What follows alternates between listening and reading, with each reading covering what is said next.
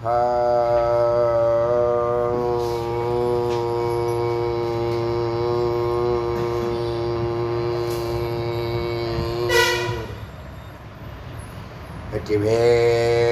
முருகனுக்கு ஏக குரு ஸ்ரீ ஸ்கந்த குருவே நம. வந்தே குரு பரம்பரா.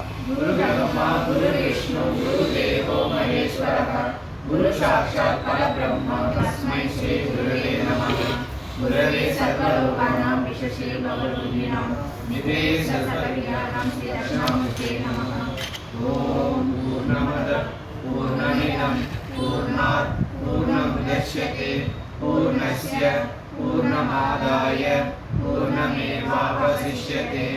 ओम शांति शांति शांति. இன்னைக்கு என்ன உபநிஷத்து? காரசாரமா? தாரசார உபநிஷத்து. அதில் நேற்று இன்ட்ரோ கொடுத்தோம். இன்னைக்கு இதில் சிஷ்யன் யாருன்னா ப்ருகஸ்பதி. ப்ருகஸ்பதிங்கிறது யார்? தேவர்களுக்கெல்லாம் குரு. தேவர்களுக்கு குருவாக இருக்கிறவர் யாரை வந்து கேட்கணும்? ரிஷியாக இருக்கக்கூடிய யாஞவல்யரை வந்து பார்த்து கேள்வி கேட்குறார். இது ஏற்கனவே இதே தாரக உபநிஷத்துன்னு ஒன்று இருந்துச்சா? தாரக உபநிஷத்து ஒன்று இருந்தது. அதே இதுதான், ஒரே ஒரு வார்த்தை மட்டும் மாறி இருக்கு. ஓம் நமோ நாராயணாய அப்படிங்கிறது மட்டும்தான் மாறி இருக்கு. பாக்கியெல்லாம் அப்படியே ரொட்டீனாக உள்ள விஷயந்தான். இதில் சில நம்ம அனுமானத்தில் அடியன் பேசின வார்த்தைகள், ஒரு 2-3 வருஷத்துக்கு முன்னாடி பேசின வார்த்தைகளுக்கு இன்றைக்கி மந்திரம் கிடச்சிருக்கு. அதில் ஒரு சந்தோஷம் அடியனுக்கு. இதில் ப்ருகஸ்பதி சிஷ்யனாக இருக்கார், யாஞவல்யர் குரு. ஸோ ப்ருகஸ்பதி உவாச்ச யாஞவல்யம் எதனு குருஷேத்திரம். குருஷேத்திரம்னு சொல்கிறாங்களே, குருஷேத்திரம்ங்கிறது எது? தேவானாம் தேவயஜனம், தேவர்கள்லாம் யாகம் செய்யக்கூடிய யாககுண்டமாக இருக்கிற ஒரு புனிதமான இடம்னு அதை சொல்கிறாங்களே, அந்த தேவர்கள் எங்கே இருந்து யாகம் பண்ணுறாங்க? யாககுண்டை எது? யாகசாலை எது? சர்வேஷாம் பூதானாம் பிரம்மசதனம், எல்லா ஜீவராசிகளும் வழிபடக்கூடிய பரம்பொருள் இருக்கும் இடம் எது?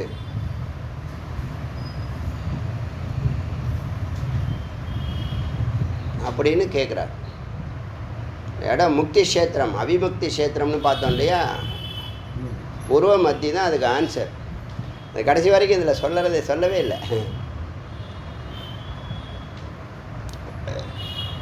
அவிமுக்தி கோபனிஷத்து ஒன்று இருக்கா? முக்தி கோபனிஷதா?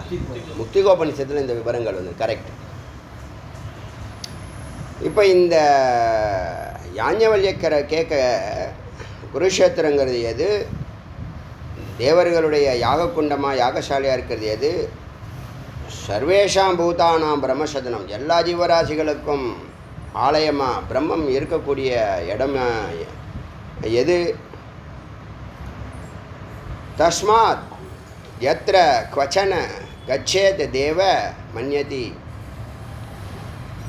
இந்த தேவர்கள் எங்கு போனாலும் இந்த குருஷேத்திரம்ங்கிறதையே சிந்திக்கிறாங்களே. இதம் வை குருஷேத்திரம் தேவானாம் தேவயஜனம் சர்வேஷாம் பூதானாம் பிரம்மசதனம். அப்படிப்பட்ட, அதாவது ஒரு ஜீவராசி தேவர்கள் நிலைக்க இருக்க வாழ வேண்டிய இடம் குருஷேத்திரம். அவங்க இருக்க நிலைக்க வாழ, வேறு என்ன இருக்குது? வாழ்கிறதுக்கு மேலே வார்த்தை இருக்கா என்ன? இருக்க நிலைக்க வாழ, வேறு என்ன இருக்குது? நடக்கன்னு சொல்லலை, ஓடன்னு சொல்லலை, போக வர சொல்லலை. இருக்க நிலைக்க வாழ்வதற்கான சதனம்னு சொல்லுவாங்க இல்லையா? பவனம் சதனம் எல்லாம் ஒன்று தான். நம்ம பார்லிமெண்ட் கட்டிடம்னு சொல்கிறோம்ல, பார்லிமெண்ட் பில்டிங்னு சொல்கிறோம் இல்லையா, அதை வந்து சாம்சத்னு சொல்லுவாங்க. சாம்சத், சதனம்.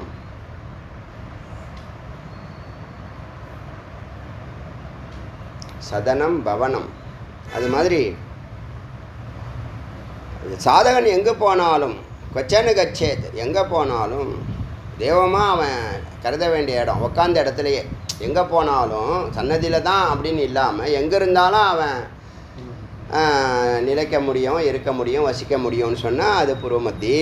இதை சொல்லலை மறைமுகமாக குருஷேத்திரங்க, ஏன்னா இது ஏற்கனவே சொல்லிட்டதுனால இங்கே சொல்லலை. இந்த உபநிஷத்தில் குருஷேத்திரம் டைரக்டு முக்தி கஷேத்திரம்,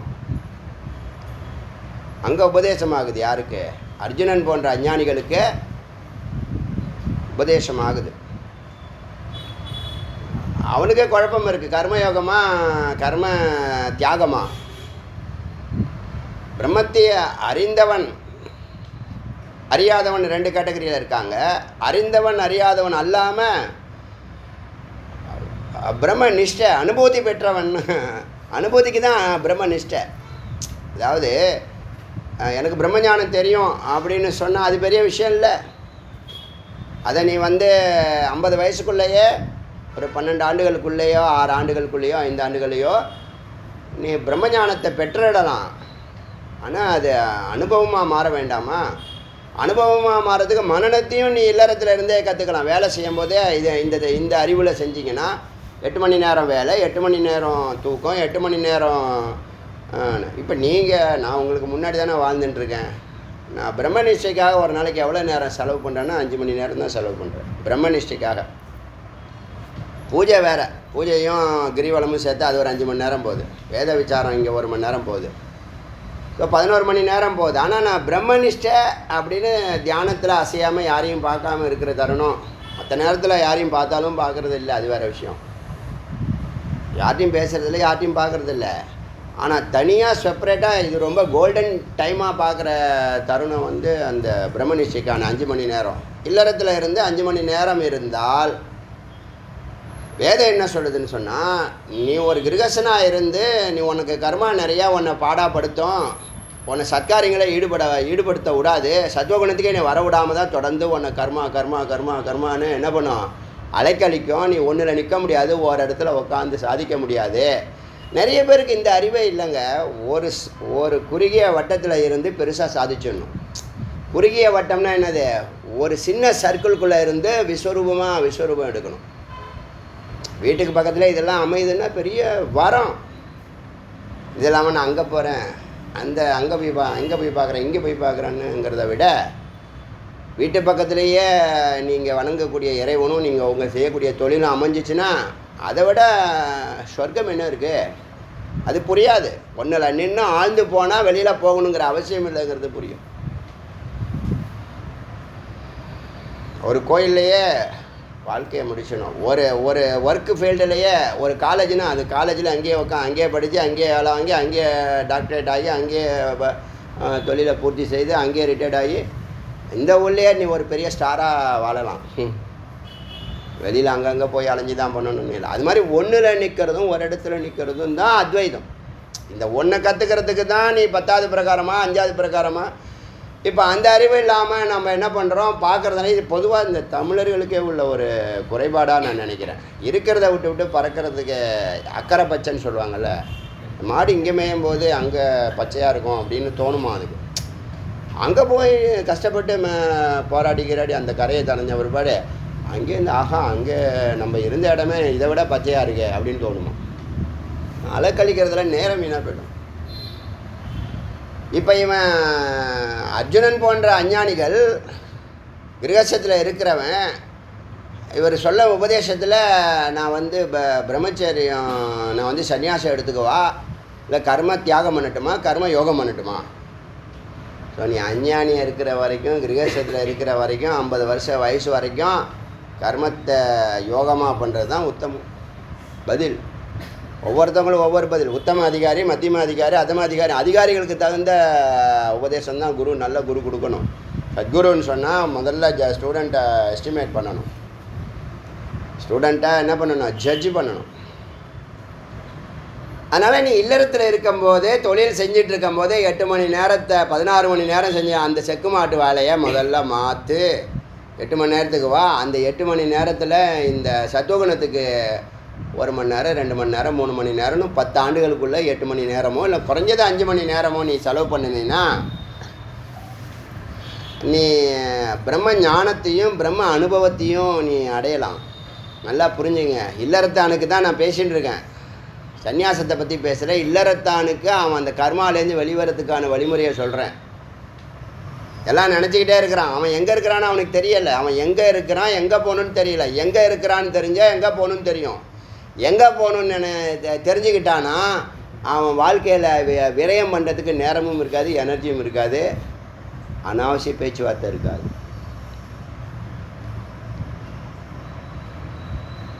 அதனால் அவன் என்ன பண்ணணும் அப்படின்னு சொன்னால், இந்த இல்லறத்தில் இருக்கும்போது இல்லறன்னு சொன்னால் 50 வயசு வரைக்கும் இல்லறன்னு சொல்கிறேன். அதுக்கப்புறம் நீ வீட்டை விட்டு போக சொல்லலை, வீட்டிலையே ஏகாந்தமாக போ. அது 5 மணி நேரம் வரைக்கும் என்கரேஜ் பண்ணு. உனக்கு நேரம் கிடைச்சா 8 மணி நேரம் கூட போ. ஆனால் மினிமம் 5 மணி. எதுக்கு அது? அது நிஷ்டைக்கு, அனுபூதிக்கு. அறிவுக்கும் அனுபவத்துக்கும் இல்லறத்தில் இருந்து 50 வயசுக்குள்ளே நீ அடைஞ்சிட்டீங்கன்னா 50 to 70க்குள்ளே அனுபூதியில் நீ நிச்சயம் பிடிச்சிடலாம். நிச்சயம் பிடிச்சிங்கன்னா வந்த வேலை முடிஞ்சிடுச்சு. ஆனால் நீ 50 வயசுக்குள்ளே இந்த சிரவணம் நீ பண்ணிக்கிட்டே வந்தால் தான் இந்த கர்மாவனை விட. இல்லைன்னா கர்மாவனை விடவே விடாது. நீ கர்மாலாம் முடிச்சுட்டு நிறைய பேர் நிறைய முட்டாள்கள் பேசுகிற சிந்தனை இதுதான்.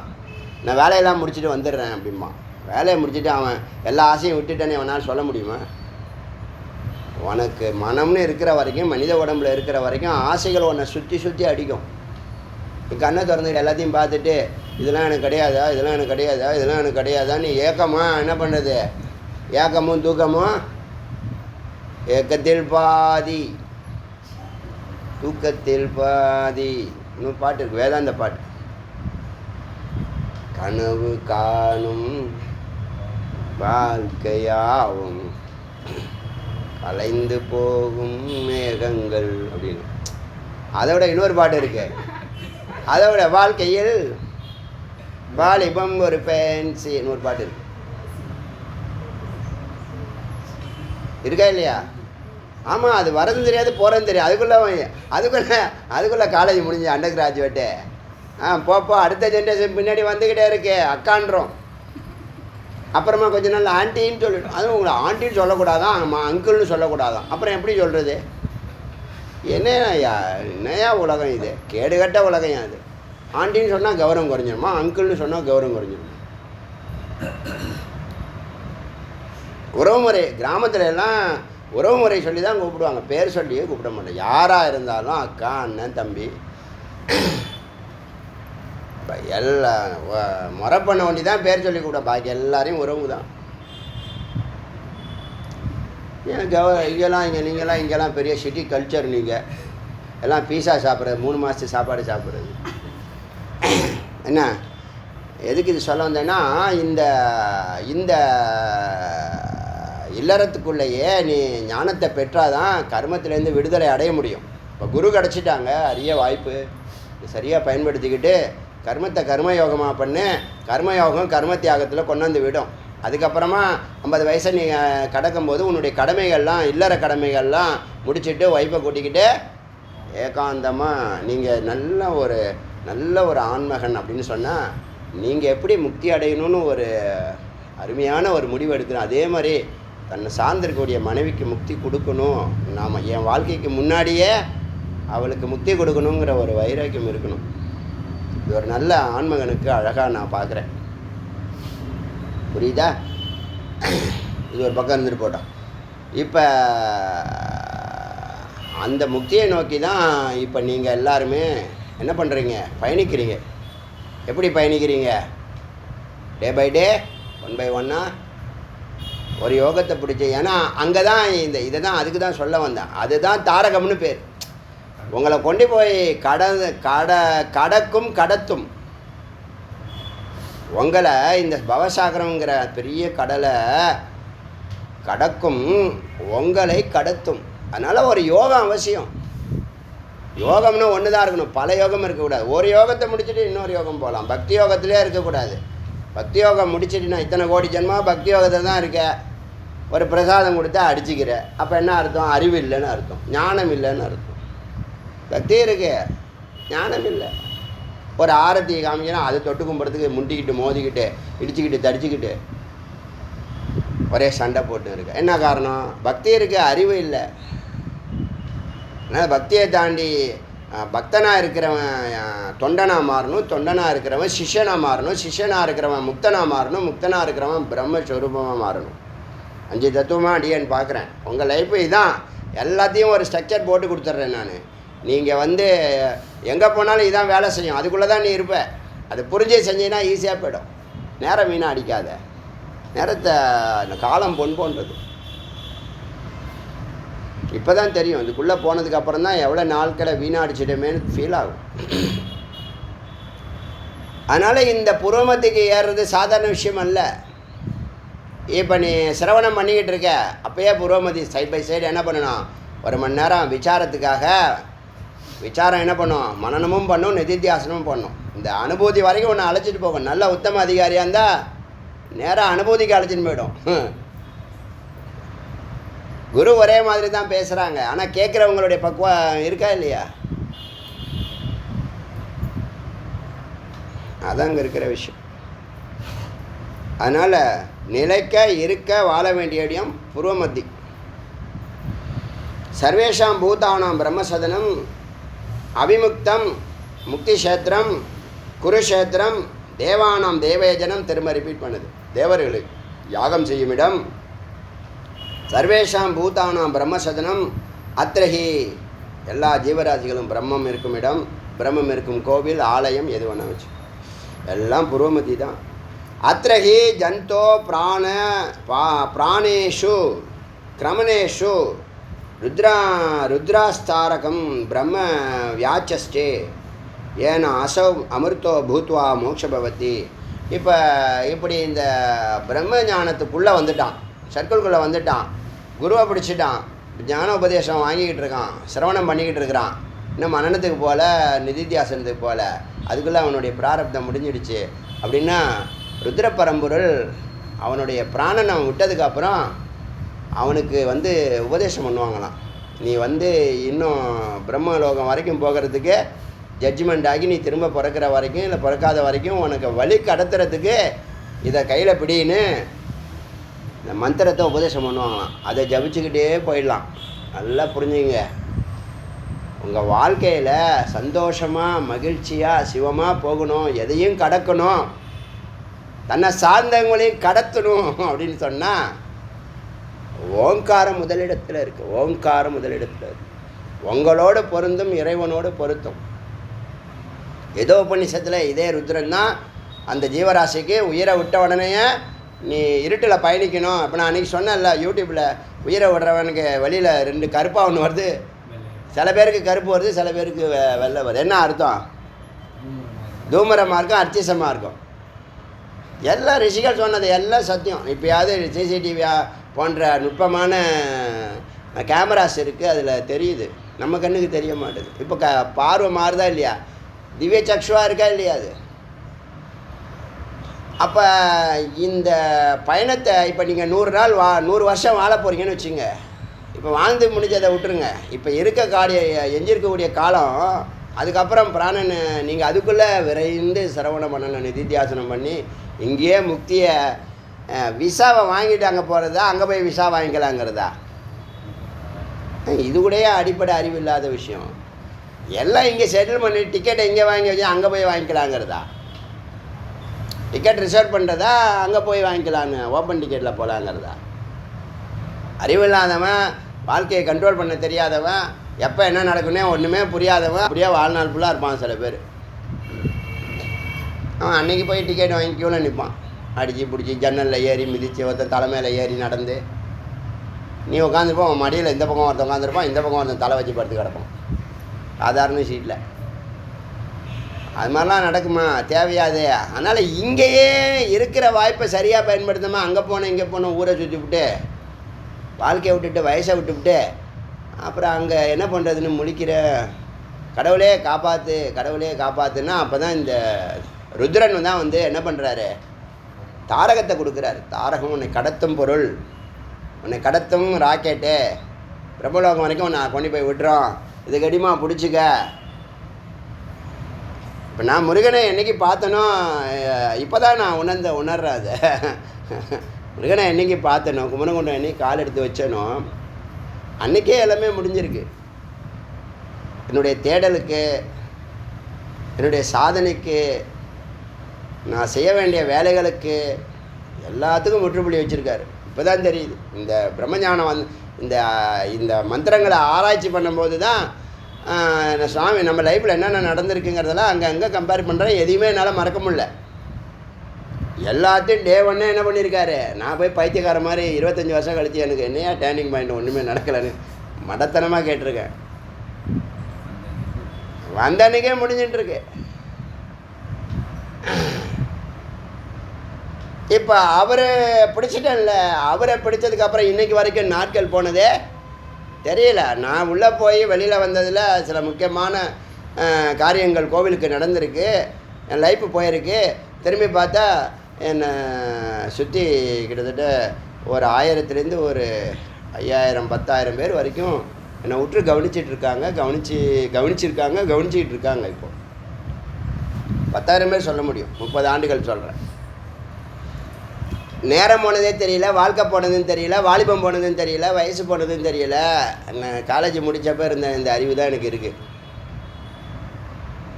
ரொம்ப என்ன வேணும் பறந்து போச்சு. அதனால் தாரகம்னு பேர். அதான் தாரகம். கடத்தி விடுச்சு, வாழ்க்கையை கடத்தி முடிச்சிருச்சுல்ல. இப்போ முடிவு எப்படி இருக்கும்? இப்போ தான் நான் சொல்கிறதெல்லாம் ஒன்று ஒன்றா நடந்துகிட்டு இருக்கு. இப்போ சூப்பர் பைக் வாங்கியிருக்கோம், அப்புறம் சூப்பர் கார் வாங்குவோம், அப்புறம் சூப்பர் ஹவுஸ் வாங்குவோம். இப்போ என்ன பண்ணி நீ சம்பாதிக்கிற வயசில் இங்கே வந்து கோயிலில் உட்காந்துருக்கான் சதா அப்படின்னு சொன்னவெல்லாம் மேலே டிக்கெட் வாங்கிட்டான். அதே ஆள் வந்து எனக்கு ஏதாவது ஒரு ஆசிரமம் இருந்தால் சொல்லுப்பா, நீ எடுத்த முடிவு தான் கரெக்டு, நான் அப்படி நினச்சிட்டு போனேன், இப்படி நினச்சிட்டு போனேன் இல்லை, இப்போ சொல்ல வச்சானா ஒன்று. அது தாரகம்ங்கிறது முருகப்பெருமான் மாதிரி. முருகப்பெருமானோ இஷ்ட தேவதையாவோ குருவோ மந்திரமோ ஏதாவது ஒரு யோகமோ இதெல்லாமே தாரகம்தான். உன் வாழ்க்கையை மிக மேன்மையாக, சந்தோஷமாக, மகிழ்ச்சியாக, ஆனந்தமாக சொல்லி குமரகுண்டம் எனக்கு ஆனந்த நிலையம்னு என்ன சொல்கிறது. எல்லாருக்கும் நடந்த எல்லா சோதனைகளும் எனக்கு நடந்திருக்கு. ஆனால் அதெல்லாம் ஒன்றும் என்னை பாதிக்கலை. இன்றைக்கி வரைக்கும் ஒரு சின்ன கலங்கம் கூட என் மேலே படவிடாமல், என் மேலே ஏவின எல்லா அம்புகளும் என்னை தொடாமலே கீழே விழுந்திருக்கு, என்னை தொடாமலே ரிட்டன் ஆகிருக்கு. எவன் ஏவனானோ இந்த கிராஃபிக்ஸ் காமிப்பான்ல அவனை போய் இப்போ சுற்றின்னு இருக்குது. பாதி பேர் காலி பண்ணிடுச்சு. இதெல்லாம் யதார்த்தமாக நடக்கிற விஷயங்க. நீங்கள் ஃபைட்ஃபுல்லாக இருந்தால் இதெல்லாம் கரெக்டாக நடக்கும்.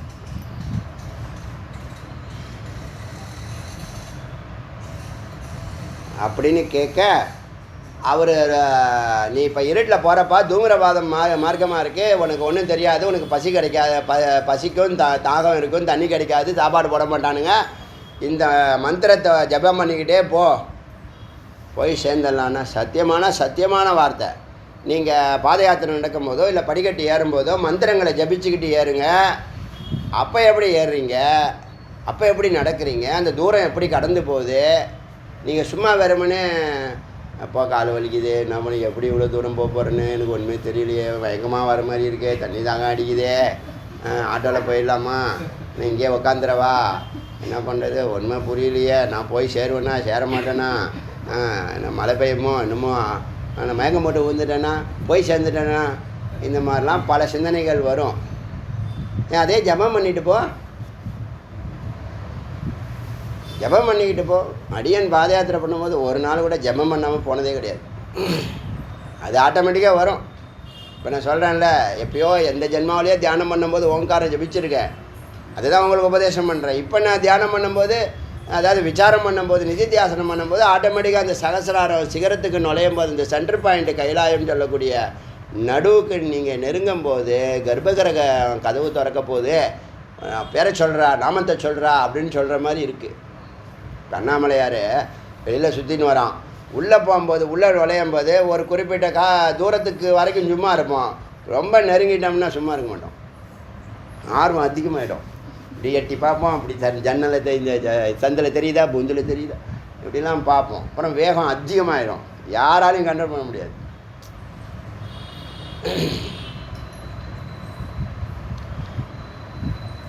தாரகத்தினுடைய சிறப்பு அது. தாரகம்னா என்னது? உன்னோடு பொருந்தும், இறைவனோடு பொருத்தும். அது மந்திரமாக இருக்கலாம், குருவாக இருக்கலாம், வேதமாக இருக்கலாம், யோகமாக இருக்கலாம், பரோபகார்த்தமாக இருக்கலாம். எல்லாமே ஒரு யோகம்தான். புரியுதா? அதனால் இந்த மந்திரத்தை, இந்த தாரகத்தை உனக்கு உபதேசம் பண்ணுறேன், இதை ஜபிச்சுக்கிட்டே நீ பிரம்ம லோகத்துக்கு போயிருப்பா அப்படின்னு ருத்ரன் வந்து உபதேசம் பண்ணுறாரு. தஸ்மாத் விமுக்தமே நிவேஷ். அதனால் ஜீவன் முக்தர்களுக்கு மிகுந்த ஈடுபாட்டோட இந்த அபிமுக்தங்கிற அந்த புரோமத்தியை சந்தேகம் இல்லாமல் சென்றடைய வேண்டும். ஏவமேவ ஏஷ பகவன் குருவானவர், குரு பகவானவானவர் இது இப்படி கூறினார். யார் குரு? யாஞ்ஞவல்க்யர். சாதாரண மனிதனாக இருந்து, யாஞ்ஞவல்க்யர் தானே நிதித்தியாசனத்துக்கு காட்டுக்கு போகிறேன் பாரு, 2 மனைவி சொத்தை எழுதி வச்சுட்டு கொடுப்பாரு, இல்லை நான் அவங்க கூட தான் வருவான்னு அழைச்சின்னு போயிடுவார். யாஞ்ஞவல்க்யர், புரியுதா? அவர் சொல்கிறாரு. யாருக்கு? பிருகஸ்பதி, ஜெகத்குருவாக இருக்கக்கூடிய, தேவர்களுக்கெல்லாம் குருவாக இருக்கக்கூடிய பிருகஸ்பதிக்கு உபதேசம் பண்ணுறார். இப்போ தாரகமான புரோமத்தியில் வாழணும் என்ன இருக்கு? நீ 5 கோஷத்தை கடக்கணுமா வேண்டாமா? 5 கோஷம் என்னது? முதல்ல அன்னமய கோஷம். இப்படி புரிஞ்சுங்க. ஒரு பெரிய வட்டம், சுஷ்டூல உடம்பு, அன்னமய கோஷம். அதுக்குள்ளே நீங்கள் நுழையிறீங்க. இந்த கோஷத்துலேருந்து அந்த கோஷம் போய்ட்டால் இந்த கோஷம் போச்சு. பிராணமய கோஷம். பிராணமய கோஷத்துலேருந்து நீங்கள் மனோமய கோஷத்துக்கு போனால் பிராணமய கோஷத்தை கடந்துட்டீங்க, இது அவுட்டு. பிராணமய கோஷத்துலேருந்து மனோமய கோஷத்துக்கு போய் பிராணமயம் போச்சா, விஞ்ஞானமய கோஷம்தான் புரோமத்தி. அதுதான் கர்த்தா, அதுதான் சித்து இருக்கிற இடம், ஜீவன் உயிர் இருக்கக்கூடிய இடம். இது கர்த்தா, இது விஞ்ஞானமய கோஷம். விஞ்ஞானம்னு எதுக்கு கொடுத்தாங்கன்னா அது உணர்வு, எல்லாத்தையும் அறிவும். சித்துங்கிறனால என்னது? சைத்தன்யம். சித்துனாலே அறிவுன்னு அர்த்தம். உணர்வு, அறிவு. கண் இல்லாமல் பார்க்கும், காது இல்லாமல் கேட்குன்னு சொன்னோம் இல்லையா? சித்து புரோமத்தியில் இருந்து தபஸ் பண்ணுது. யாரை தபஸ் பண்ணுது? பரமேஸ்வரனை தபஸ் பண்ணுது. இங்கே இருக்கிற இதான் முக்தி கஷேத்திரம். அங்கே போகணுமில்ல. இப்போ நீ எங்கே இருக்க? இன்னொரு பிளேட் எடுத்துன்னு வா அப்படின்னு சொன்னீங்கன்னா என்ன அர்த்தம்? நான் பட்டர் கார்லிக் மசாலா அப்படி சொன்னீங்கன்னா என்ன அர்த்தம்? பிராணமய இதுலேயே இருக்கேன், அன்னமய கோஷத்துலேயே இருக்கேன்னு அர்த்தம். போண்டா சாப்பிட்ற, எப்போ பார்த்தாலும் போண்டா சாப்பிட்டு வாயும் வயிறுமா இருக்கேன்னு வச்சுக்க, எப்படி விளங்கும்? எப்படி உள்ளே போக முடியும்? அதனால் ஒவ்வொரு ரொம்ப நுட்பமாக போகுது. தாரகம் புருவமத்தி போகிற குருஷேத்திரம் போகிறது சாதாரண விஷயம் இல்லை. அதை சொல்கிறேன். இந்த பஞ்சமகா கோஷங்கள் இருக்கு இல்லையா, அதுதானே நம்மளை நாம் பார்க்க விடாமல் தடுத்துக்கிட்டு இருக்கு. அப்சக்கல் அது. இதெல்லாம் அப்சக்கல். 5 அப்சக்கல்னு வச்சுங்க, 5 ரவுண்டுன்னு வச்சுங்க, 5 லோகத்தை நீங்கள் கடக்கணும்னு வச்சுங்க, எப்படி வேணாலும் வச்சுங்க. இதெல்லாம் தடையாக இருக்குது உங்களுக்கு. அது உங்களுக்கு புரியல. பசியும் தாகமும் அது கடந்து, பிராணனை கடந்து, மனம் கடந்து, அதுக்குள்ளே இன்னொரு ரவுண்டு, இன்னொரு குகை. அதான் குகைன்னு சொன்னான். எப்படி சூக்ஷ்மமாக உள்ள அதான் குகன்னு சொன்னது. முருகனை குகன்னு சொன்ன காரணம் என்னென்னா, இந்த பெரிய வட்டத்தில் இந்த உள்ள சூக்ஷ்மம், அதை விட சூக்ஷ்மம், அதுதான் விஞ்ஞானமய கோஷம் 4வது இடத்துல. அடுத்தது ஆனந்தமய கோஷம். ஆனந்தமய கோஷம் போயிட்டீங்கன்னா புருவமத்தி குருஷேத்திரம் அவசியம் இல்லாமல் போயிடுது. இந்த புருவமத்தியிலேருந்து ஆனந்தமய கோஷத்துக்கு நடுவில் சித்திகள் இருக்குது. நடுவில் அவன் போகும்போது சித்திகள்லாம் கேட்கும். நீ கேட்குறதெல்லாம் விருப்பம்லாம் இருக்குல்ல, உனக்கு ஏகப்பட்ட விருப்பம் இருக்குது.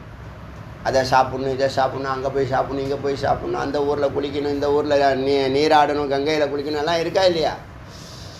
இதெல்லாம் ஒரு ரவுண்டு போயிட்டு வந்துடலாம், கவலைப்படாதீங்க. ஒரு ரவுண்டு ஒரு முறையாவது அழைச்சிட்டு போயிட்டு வந்துடுறேன். அதெல்லாம் சும்மா புறத்தில் இருந்தால் தான் அகத்தில் உணர்வீங்க, ஈஸியாக உணர முடியும். அப்படி ஆனந்தமய கோஷம் தான் போக்தா. கர்த்தா போக்தா. இந்த கர்த்தா அங்கே போயிட்டா போக்தாவாயிடலாம். ஒருத்தன் தான். இப்போ அங்கே போகிறதுக்கு போக்தாவாக ஆகணும்னா இங்கே புருவமத்தியில் நீ என்ன பண்ணணும்? தவம் பண்ணணும், சைத்தன்யமாக இருக்கணும், உபாதிகள் எல்லாத்தையும் நீக்கிடணும். எந்த பிக்கல் பிடுங்கெல்லாம் இருக்கக்கூடாது. அப்படி இருந்தீன்னா புரோமதிக்கு நீ பயணிக்கலாம். அந்த தத்தளிக்கிற ஜீவனுக்கு ருத்ரன் உபதேசம் பண்ணுறது ஏர்கிராஃப்ட் மாதிரி அந்த பக்கம் கொண்டு போய் விட்டுரும் ஈஸியாக. அதான் தாரக மந்திரம்னு பேர். என்ன பெரிய தாரக மந்திரமானு கேட்பாங்க தெரியுமா? கிராமத்தில் கேட்பாங்க. இதுதான் தாரக மந்திரம். ஆச்சா, அப்படி அந்த ருத்ரன் சொன்னக்குள்ள கேட்டவன் மோக்ஷி பவதி, முக்தி அடைகிறான். தஸ்மாத் விமுக்தமேவ, அதனால் இதை கண்டிப்பாக விடாமல் நீ கவனிக்கணும். ஆச்சா, அத்த ஹைனம் பரத்வாஜம் பப்ரச்ச யாஞவல்யக்கம். இப்போ பரத்வாஜ் வரார். முன்னாடி யார்? பிருகஸ்பதி. பரத்வாஜம் ரிஷிகள் தான். பரத்வாஜி இப்போ சிஷ்யனாக இருந்து யாஞவல்யக்கரை கேட்குறார். இப்போ யாஞவல்யக்க ரொம்ப பெரிய எக்ஸ்பர்ட் இன் உபனிஷத். இவருக்கு மேலே பிப்பலாது இருக்காருன்னு நினைக்கிறேன். இவங்கெல்லாம் பெரிய யுக பிரவர்த்தக்குன்னு சொல்லுவாங்க, பெரிய ட்ரெண்ட் செட்டார்னு சொல்லுவாங்க இல்லையா. ஒரு 1000 வருஷத்துக்கு ஒருத்தர் இருப்பாங்க, இல்லை 100 வருஷத்துக்கு ஒருத்தவங்க இருப்பாங்க. 100 வருஷத்துக்கு ஒருத்தவங்க இருக்கிறது பெரிய விஷயம் இல்லை. ஒருத்தவங்க 1000 வருஷமாக பேசப்படுறாங்கன்னா அவங்க யுக பிரவர்த்தக்குன்னு பேர். ஒரு யுகத்தையே என்ன பண்ண 4,20,000 வருஷம் கலியுகம். ஒரு யுகம் ஃபுல்லாக அவங்க பேரை சொல்லிக்கிட்டே இருக்காங்க. அடுத்த யுகம் அடுத்த யுகம் அடுத்த யுகம்னு ஒவ்வொரு. இப்போ வியாசர், வசிஷ்டர் சொல்கிறோமா இல்லையா, அகஸ்தியர்னா ரிஷிகளாக இருக்கும் பேரெல்லாம் சொல்கிறோமா இல்லையா, எப்படி மறக்காம பரத்வாஜ். அதுபோல் நம்ம வாழ்க்கையை மாற்றணும். சும்மா சாமானியனாக சாப்பிட்டுட்டு இருக்கக்கூடாது. இப்போ அடுத்த பரத்வாஜ ரிஷி வரார். பப்ரச்ச யாஞவல்யக்கம் கிம் தாரகம். தாரகம்னா என்ன? கிம் தாரயத்தி, எதை அது கடத்துது, எதை அது கடத்தி கொண்டு போய் அந்த பக்கம் விடுது. சஹோவாச்ச யாஞவல்யக்க, அவருக்கு யாஞவல்யக்கர் கூறார், ஓம் நமோ நாராயணாயதி தாரகம். ஓம் நமோ நாராயணா. நிறைய மந்திரம் இருக்குது. ஓம் நமோ நாராயணா இருக்குது, ராமராமாய நமக, ஹரே ராம ஹரே கிருஷ்ண கிருஷ்ண கிருஷ்ண ஹரே ஹரே. ஏன்னா அது ஜகத்துக்கு இவர் தானே அதிபதி. இவர் தானே உங்களை டைவர்ட் பண்ணுறாரு. டைவர்ட் பண்ணுறதும் அவர் தான், அனுக்கிரகம் பண்ணுறதும் அவர் தான். மாயா மாயோன் ரெண்டு பேரும் ஒன்று தான். அதனால் ஓம் நமோ நாராயணா இது தாரகம். ஓம் நமோ நாராயணான்னு சொல்லு, அது தாரகம். வெறும் ஓங்காரமே தாரகம் தான். அது பல உபநிஷத்தில் அது பேசியிருக்கோம். இவங்க இது பக்தி யோகமாக இருக்கிறதுனால, வைணவ பக்தியாக இருக்கிறதுனால அவங்க தன்னுடைய கடவுளை பிரதானப்படுத்துகிறாங்க. படுத்துட்டோம். சாரையெல்லாம் ஒன்று தான். அம்பாலை சொன்னாலும் ஒன்று தான், மகாவிஷ்ணு சொன்னாலும் ஒன்று தான். தோன்ற எல்லாமே என்னது, 9 பேரை யாரை சொன்னாலும் ஒன்று தான். சிவனையே சொன்னாலும் ஒன்று தான். ஈசன் வேறு, ஈசன் மேலே இருக்காங்க சூக்ஷ்மம். அதுக்கு மேலே தான் தத்துவமாக இருக்காங்க, பிரம்ம தத்துவமாக இருக்காங்க, நிர்குணமாக இருக்காங்க. தோற்றம் எடுத்துகிட்டா 9 பேரும் பிரம்மா விஷ்ணு மகேஸ்வரன் ருத்ரன் சதாசிவம் சிவம் சக்தி பிந்து நாதம் எல்லாம் என்னது, எல்லாமே சித்து தான். அதனால் ஓம் நமோ நாராயணான்னு சொல்லு. தாரகம் சித் ஆத்மா ஆத்மக இத் உபாசிதவ்யாம். ஓம் நமோ நாராயணான்னு சொல்லி இந்த உபநிஷத்து ஃபுல்லாகவே தியானத்துக்கு பீரியாரிட்டி கொடுக்குது. உட்காந்துரு ஏகாந்தமாக விசாரம் வேறு, ஞான விசாரம் வேறு, தியானம் வேறு. நல்லா புரிஞ்சுங்க. நிதித்தியாசனம் வேறு, தியானம் வேறு. தியானம் விசாரம் பண்ணக்கூடிய கருத்தை சாமிக்கு படையல் போடுற மாதிரி புரிஞ்சுங்க. அப்படி புரிஞ்சுங்க. இப்போ குரு வந்து ஒரு அமிர்தமாக ஒரு விஷயத்தை உங்களுக்கு ஒரு வார்த்தையை கொடுத்துருக்காரு. அந்த வார்த்தையை கொண்டு போய் தியானத்து மூலியமாக, இது மாதிரி ஓங்காரத்து மூலியமாக அந்த வார்த்தையை எடுத்துக்கிட்டு எங்கே போகிறீங்க, அனுபவத்துக்கு போகிறீங்க. உள்ளே இருக்கக்கூடிய பரம்பொருள்கிட்ட போய் நைவேத்தியம் பண்ணினீங்கன்னா அது உங்கள் உயிரோட உயிராக கலந்து புரியறதுக்காக சொல்கிறேன் இது. அதாவது அறிவு அனுபவமாக மாறணும், அனுபவம் அனுபூதியாக மாறணும்னு சொல்கிறோம் இல்லையா. அனுபூதிங்கிறது உங்கள் வாழ்க்கை வாழும் நிலை. ஆனந்தமாக இருன்னு சொல்கிறது உபதேசம், ஆனந்தமாக வாழ்கிறது அனுபூதி. புரியுதா? இப்போ இந்த வார்த்தையை நீ நிதித்தியாசனம் பண்ணால், அனுஷ்டானம்னு ஒரு வார்த்தை இருக்கியா, ஒரு நாள் கூட விடாமல் வரணும் அர்த்தம்.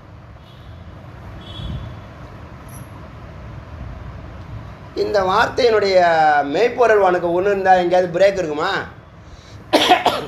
நல்லா புரிஞ்சுங்க. சில மனிதர்களை மேன் ஆஃப் பிரின்சிபல்னு சொல்லுவாங்க. நல்ல ஹையர் ஆஃபீஸர்ஸில் நல்ல குவாலிட்டி சிஓ லெவலில் இருக்கிறவங்கெல்லாம் பார்த்தீங்கன்னா மேன் ஆஃப் பிரின்சிபலாக இருப்பாங்க.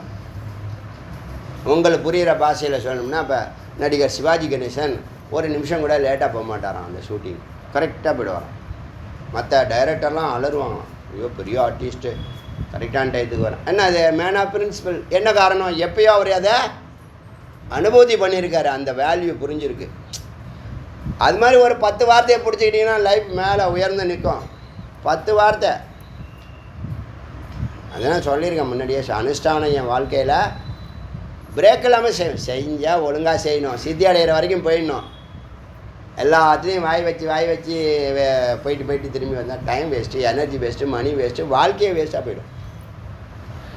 தெரிஞ்சு அறிஞ்சு புரிஞ்சு தான் உள்ளே போகணும். சும்மா நான் போய் பார்க்குறேன்னா அது விளையாடுறதுக்கு நேரம் இல்லை. இங்கே நேரம் இல்லை, வாய்ப்பும் இல்லை. அறிவு இருக்கிறவன் அப்படிலாம் போயிட்டு வர மாட்டான். நான் போயிட்டு அடிபட்டு உதப்பட்டு அப்புறமா திரும்பி வரேன்னு சொல்கிறான். அறிவு இருக்கிறவன் போக மாட்டான். அறிவு இருக்கிறவன் நுட்பமாக பல முறை 1க்கு 10 முறை யோசித்து தான் என்ன பண்ணுவான், கால் எடுத்து வைப்பான். அதான் டெட்டர்மினேஷன், ரெசல்யூஷன், அஃபிர்மேஷன். அஃபிர்மேஷனுக்காக அடியன் எவ்வளோதோ நாள் காத்திருந்துருக்கேன்.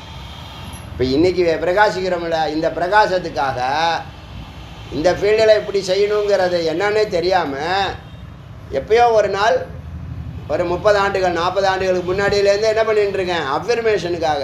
பரம்பொருளாக ஒன்று செய்யணும், இந்த மக்கள் பயனடையக்கூடிய ஒரு நோபல் ஒர்க்கு செய்யணும். அது எந்த வேலைன்னு எனக்கு தெரியாது, நீ தான் சொல்லணும் அப்படின்னு ரொம்ப நாள் காத்திருந்துருக்கேன். அஃபிர்மேஷனுக்காக, சுவாமியினுடைய சம்மதத்துக்காக. சாமியே அந்த கதவை திறந்தாங்க. இப்போ எல்லோரும் மகிழ்ச்சியாக இருக்கமா இல்லையா? நிறைய பேர் மகிழ்ச்சியாக இருக்காங்க. அப்போ இதை விட என்ன மகிழ்ச்சி இருக்குது? ஜியோ அப்படின்னு ஒரு கம்பெனி இருக்கா இல்லையா? என்ன அர்த்தம்? வாழ விடு, வாழ வை. வாழ விடுங்கிறத விட வாழ வைன்னு என்ன ரொம்ப அருமையான கருத்து அது. ஜியோ நன்றாக வாழ வை, மற்றவங்களையும் வாழ விடு, வாழ வச்சுப்பார். சந்தோஷத்தில் மற்றவங்களை சந்தோஷப்படுத்தி பார்க்குறது தான் மேலான சந்தோஷம். அவங்க முகத்தில் ஏழையின் முகத்தில் இறைவன், ஏழையின் சிரிப்பில் இறைவனை பார்க்கணும்னு சொல்லுவாங்கள்ல, அது மாதிரி இல்லாதப்பட்டவங்க, முடியாதவங்க, தெரியாதவங்க, அறியாதவங்களுக்கெல்லாம் நம்ம ஒரு வரமாக இருக்கணும். கடவுள் மாதிரி நம்மளை அவன் பார்க்கணும். அந்த மாதிரி ஒரு அவன் வாழ்க்கையில் கண்ணை திறந்து ஒன்றும் விளக்க ஏற்றி வைக்கணும். இதெல்லாம் ரொம்ப நாளைக்கு அப்புறம் இதெல்லாம் வெளிவருது. இந்த மாதிரி பேசுகிறது ரொம்ப அரிய விஷயம். யாருமே பேசுகிறது கூட இல்லைங்க. இப்போ என்ன சாபக்கேடு பாருங்கள். பேசுகிறது, நல்ல விஷயத்த பேசுகிறது கூட இல்லை இப்போ.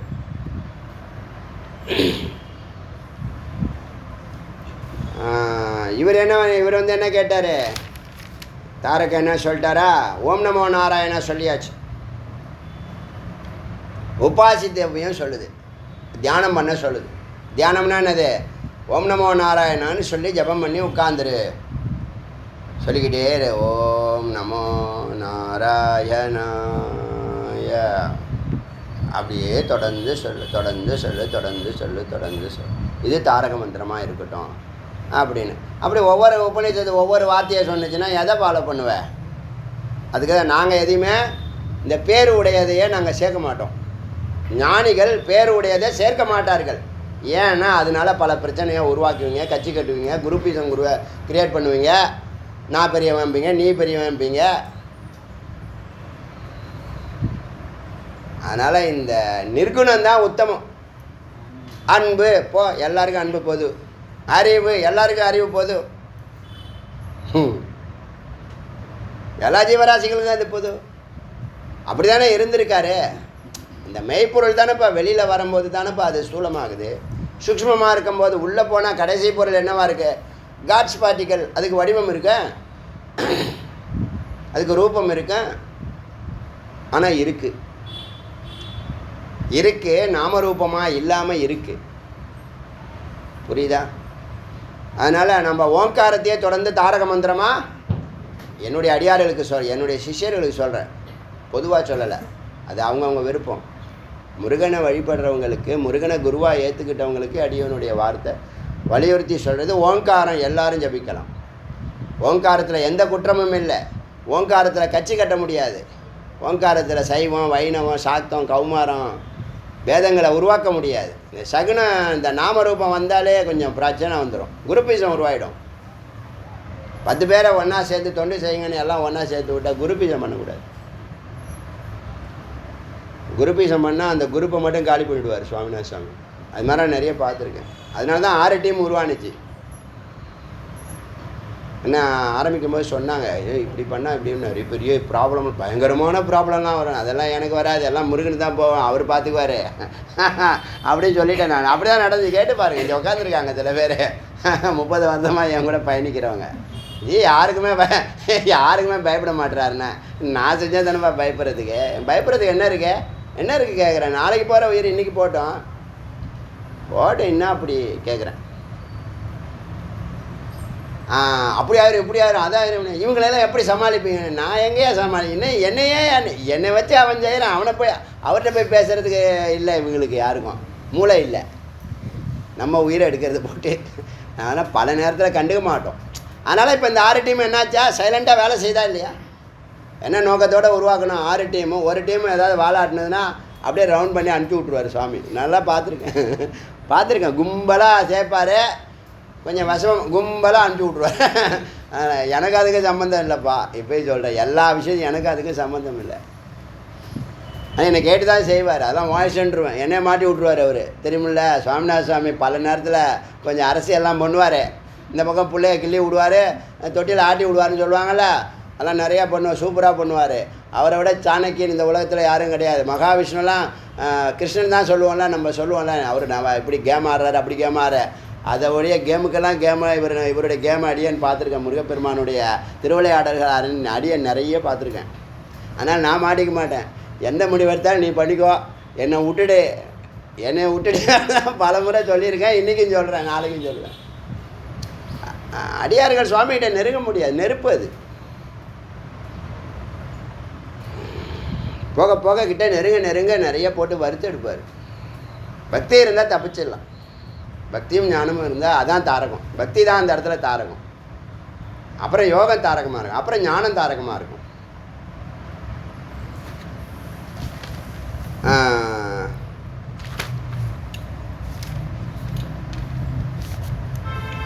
அச்சா, இப்போது ஓம் நமோ நாராயணா தாரக மந்திரமாக சொல்லுங்கள். விருப்பப்படுறவங்க யார் எது வேணாலும் சொல்லுங்கள். அடியனுடைய உபதேசம் ஓங்காரம்.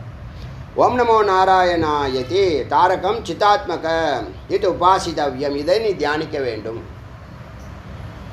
எவ்வளோ வருஷம் தியானிக்கணும்? உனக்கு மனசு நிறையிற வரைக்கும் தியானம் செய்ய. அதெல்லாம் ஒன்று இருக்கா இல்லையா? இப்போ சர்பத்து குடித்தா போதும்னு சொல்கிறீங்கள, சாப்பிட்டா போதும்னு சொல்கிறீங்களே, தண்ணி குடித்தா போதும்னு சொல்கிறீங்கள, அது மாதிரி ஒரு வார்த்தை உங்களுக்குள்ளே உங்கள் உயிரோட கலக்கிற வரைக்கும் அந்த வார்த்தையை திரும்ப திரும்ப திரும்ப திரும்ப அகம் பிரம்மாஸ்மின்னு நினைக்கிறியா? அகம் பிரம்மாஸ்மிங்கிற வார்த்தையை அணுவளவும் எப்போ பார்த்தாலும் விடாமல் அதை சிந்திச்சுக்கிட்டே இருந்தால் அதுவாகிடுற. அப்படி சிந்திக்க முடியுமானா செயற்கையாக சிந்திக்க முடியாது, இயற்கையாக சிந்திக்கலாம். அதுக்கு ஒரு அறிவு இருக்குது. ஒரு புள்ளிக்கு போனீங்கன்னா அது தானாக ஆக்டிவேட் ஆகிடும். நான் சொல்கிறேன்னா, நடந்தானா பாத யாத்திரைனா ஆட்டோமேட்டிக்காக ஜபம் வரும். சொன்னல இப்போ கொஞ்சம் நேரத்துக்கு முன்னாடி.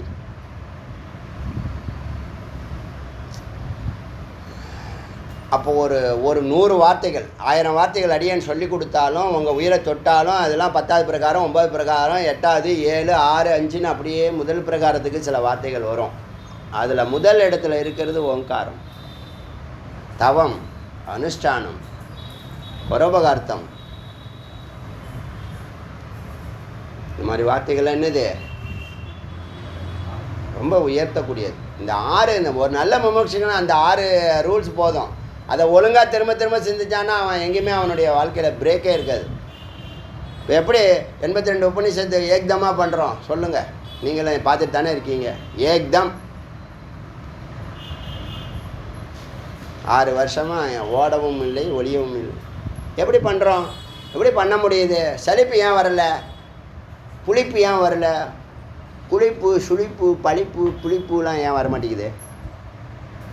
2 நாள் வந்தாலே உடனே 3ஆம் நாள் எனக்கு அந்த ப்ராப்ளம் இந்த ப்ராப்ளம், அங்கே போகணும் இங்கே. சில பேர் இங்கே 3 நாள், அங்கே 3 நாள், அங்கே 3 நாள்.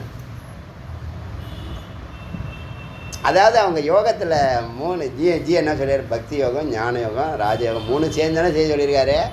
நான் 3த்தையும் கிச்சடி பண்ணிகிட்டு இருக்கேன். எனக்கு எதுலேயுமே தெளிவு இருக்காது, நான் கடைசி வரைக்கும் இப்படி தான் இருப்பேன், அப்படி இருக்கக்கூடாது.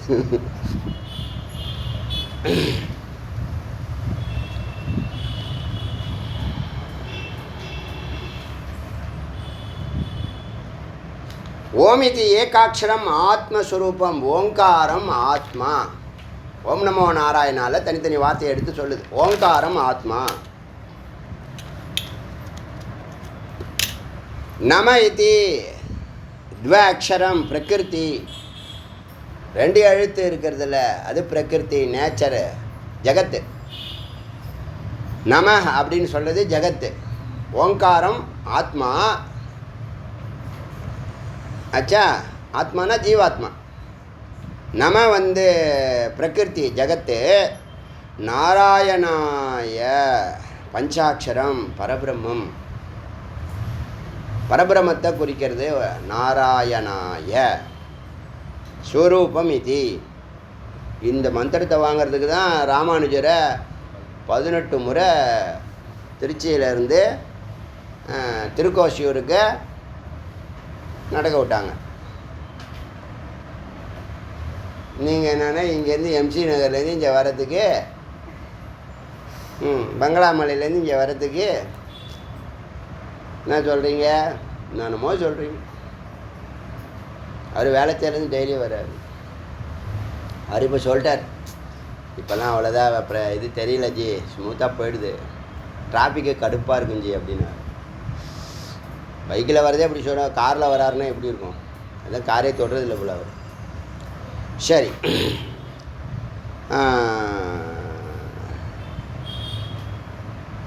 நாராயண பரபிரமத்தை குறிக்கிறது பஞ்சாட்சரம். நாராயணாய, நாராயணாய, புரியுதா?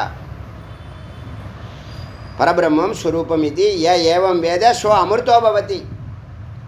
இது சூக்ஷ்மத்தை அறிஞ்சானா அவன் மரணமில்லாத வாழ்க்கையை அடைகிறான். அமிர்தோ, மரணமற்ற நிலை, திரும்ப பிறக்க மாட்டான். ஓமிதி பிரம்மா, ஓமிதி ஓமிதி பிரம்மா பவதி. ஓம்ங்கிறத இந்த இடத்துல பிரம்மான்னு சொல்கிறேன். நான் நகாரோ விஷ்ணு பவதி, வேற ஒரு எக்ஸ்ப்ளனேஷன். மகாரோ ருத்ர பவதி. நகாரோ நாராயணத்துக்கு நா, ஈஸ்வரோ பவதி. ரகாரோ நாரா ரா, அண்ட விராட ஜகத்து விராடு பவதி. யகாரோ புருஷோ பவதி. நகாரோ பகவான் பவதி. இதெல்லாம் ஒவ்வொரு எழுத்துக்கு அர்த்தம் உபனிஷத்தே சொல்லுது. யகாரக பரமாத்மா, நாராயணாய கடைசி எழுத்து யகாரக பரமாத்மா பவதி. இன்னொரு எக்ஸ்பிளனேஷன். ஏத்தது வை நாராயண அஷ்டாட்சரம் பரமபுருஷோ பவதி. ஒன்று ஸ்தூலம், அடுத்து இன்னொன்று சொல்ல போகுது சூக்ஷ்மம், அதிசூக்ஷ்மம்னு சொல்லுது. முதல்ல ஒரு ரவுண்டு சொன்னிச்சா அது ஸ்தூலம், அடுத்து இப்போ சொல்லுது சூக்ஷ்மம். ஏத்தது வை நாராயண அஷ்டாட்சரம் பரமபுருஷோ பவதி. புருஷன் பரமபுருஷனாக மாறுறான் என்று அயம் ரிக்வேத பிரதமபாதம், ரிக்வேதம் பிரதமபாதம் சொல்லுது. அடுத்தது ஓம், இன்னொரு எக்ஸ்ப்ளனேஷன் சூக்ஷ்மமாக. ஏத்தது அக்ஷரம் பரபிரம்மம். ஓம்னு சொல்கிறது முதல்ல ஆத்மா சொன்னிச்சு, அப்புறம் பிரம்மா சொன்னிச்சு, இப்போ பரபிரம்மம் சொல்லுது. ததே ஓ தத்தோ உபாசித்த, அதை உபாசிக்க வேண்டும். ஏத்தது ஏவ சூக்ஷ்ம அஷ்டாட்சரம். இதுதான் சூக்ஷ்மம். முன்னாடி சொன்ன ஸ்தூலம், இப்போ சூக்ஷ்மம் அஷ்டாட்சரம் பவதி. தது ஏதஸ்ட் அஷ்டாத்மகோ அஷ்டதா. அஷ்டதானா 8 நன்மைகளை தரும். ஹிதம்னு பேர். தருவது, வரமாக தருவது, நன்மை செய்வது, இதெல்லாம் தான்னு அர்த்தம். 4வது தா, அஷ்டதா பவதி. அகாரக பிரதம அக்ஷர பவதி. உகாரோ ஓம்க்கு, ஓங்காரத்தை பிரிக்குது. அகார பிரதம அக்ஷரோ, உகார द्वितीय அக்ஷரோ. அத்த ஏத்தத் ஸ்லோகா பவதி. இதை பற்றி உகாரோ द्वितीय அக்ஷரோ, மகாரோ तृतीय அக்ஷரோ பவதி. பிந்து துரியா 4வது நிலை, சத்துர் துரியா பவதி. நாதக இம்முன்னு சொல்லிக்கிட்டே இருக்க. நாதக பஞ்சமாட்சரோ பவதி. கலா நாதம் நீண்ட கலா. ஷோடசாட்சரோ 16 எழுத்துக்கள். சஷ்டாட்சரோ ஷோடச கலா சொல்கிறோம்ல, அது சஷ்டாட்சரம் 6வது எழுத்து. கலாதீதா கலாவை கடந்தது, 16ஐயும் கடந்த நிலை. சப்தமாட்சரோ 7வது எழுத்தாகவும் பவதி. தத்வரம் அஷ்ட அக்ஷரோ பவதி. தத்பரம் அந்த அதற்கு அப்புறம் அதையும் தாண்டி போகுது. அதாவது ஓங்காரம் நீண்டு இழுக்கிறீங்க, 16 அக்ஷரத்துக்கு 16 மாத்திராக்கு இழுக்கிறீங்கன்னு வச்சுங்களேன். அப்போ 8வது இடத்துல வர எழுத்து தத்பரம், அதுக்கப்புறம் வருது தத்பரம். தாரகத்வாத் தாரகோ பவதி. அது எதுக்கு தாரகம்னு சொன்னாங்கன்னா அது கடத்துது. இந்த பள்ளத்துலேருந்து அந்த பக்கம் கொண்டு போய் ஹெலிகாப்டர் மாதிரி. அமரநாத்துக்கெல்லாம் அப்படி தான் போவாங்கன்னு நினைக்கிறேன். கைலாயம்லாம் அப்படி தான் போவோம். மானசரோவர்லாம் ஹெலிகாப்டர் பயணம் இருக்குது. அது போல் கொண்டு போய் விடுறதுனால தாரகம். அப்போ ஹெலிகாப்டர் தாரகம். தாரகத்வா தாரகோ பவதி, கடத்துவதனால் தாரகம் என்பர். ததேவ தாரகம் பிரம்ம, அந்த தாரகம் பிரம்மமே. துவம் வித்தி என்று அறிவாயாக, அது நீ என்று அறிவாயாக. தாரகம் பிரம்மம் துவம் வித்தி.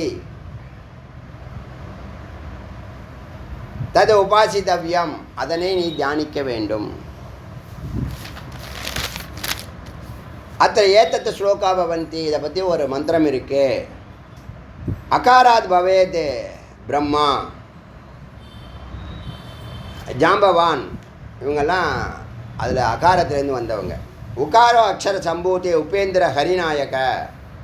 உகார அக்ஷரத்துலேருந்து உபேந்திரன், இந்திரன் உபேந்திரன். ஹரிநாயகனா வானரங்களுக்கெல்லாம் தலைவனாக இருக்கிறார், வாலின்னு நினைக்கிறேன். மகார அக்ஷர சம்பூத சிவ, மகாரம் சிவத்தை குறிக்குது. ஹனுமான் சிவனுடைய அம்சம். ஸ்மிருதக பிந்து இம்மு. ஈஸ்வர சம்யஸ்து சத்ருக்ன ச. இது இப்போ ராமாயணத்தில் உள்ள கேரக்டர் எல்லாம் தாரக மந்திரம்னு சொல்லி வருது. புரியுதா? ராமாயணத்தில் உள்ள அத்தனை கேரக்டரும் ஒவ்வொரு அக்ஷரம். இந்த அக்ஷரத்தை எக்ஸ்பிளைன் பண்ணுறதுக்கு தான் ராமாயணம். புரியுதா? இது உபநிஷத்து, இது ஃபார்முலாவாக இருக்குது. இந்த அக்ஷரத்துக்கு ஒரு டைரக்டர் என்ன பண்ணுவாங்க, கற்பனா பாத்திரத்தை சேர்த்து அதுக்கு ஒரு தத்துவத்தை கொடுத்து அதுக்கு வேலை கொடுத்து அந்த சத்தியம் ஜெயிக்கிற மாதிரி ஒரு கதை எழுதியா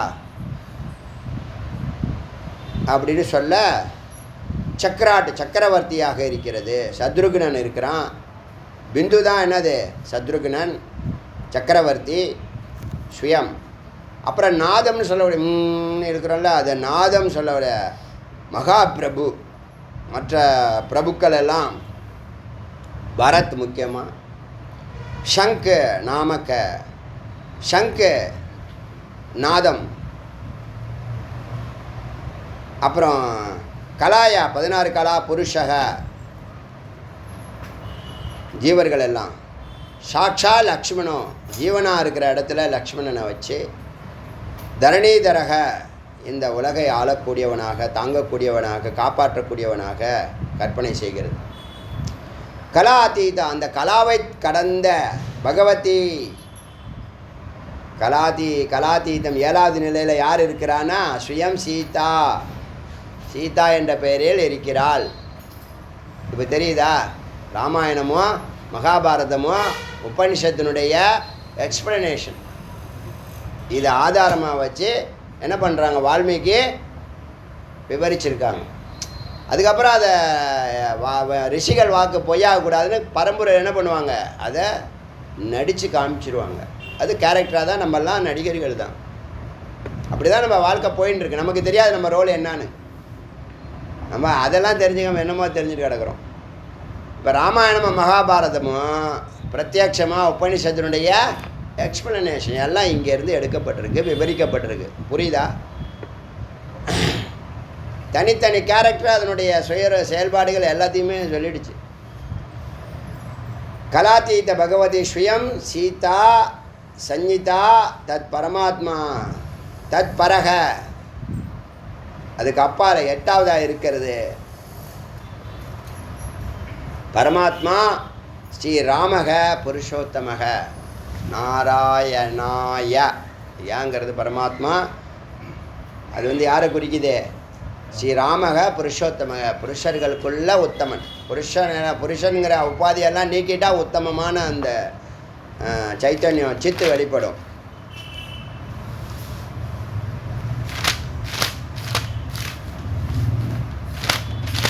சரி, நாளைக்கு பேசணும், இதோட நிறுத்துறேன்னா. நாளைக்கு ஒரு நாளில் முடிக்க முடியாது, அதனால் 7 மந்திரம் பார்த்துருக்கோம். ஆனால் பெரிய பெரிய மந்திரம், மொத்தம் 20 மந்திரம் தான். நாளைக்கு முடிஞ்சிடும் இது.